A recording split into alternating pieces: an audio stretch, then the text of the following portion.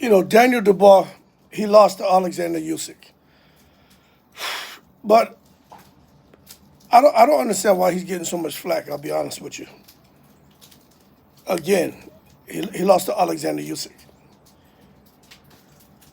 But you can see that there's something else going on with Daniel Dubois, and I think we now know what it is. It could be his corner.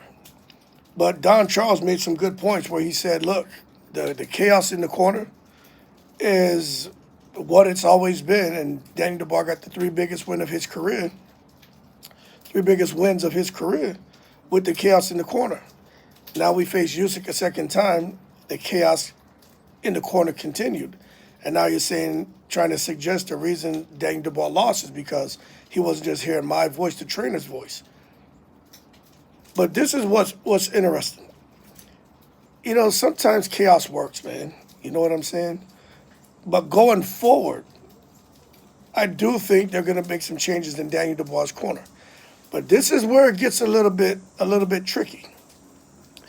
Daniel Dubois and his dad, that relationship and him hearing his dad's voice and his father having a presence in the training camps, fight build up and everything, shit kind of remind you of Tyson Fury and Big John Fury.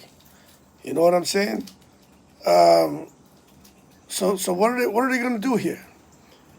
Are they going to put so much pressure on Dubois' team to where now father and son got to take a split like Shane Mosley and his dad? Which I thought that was stupid.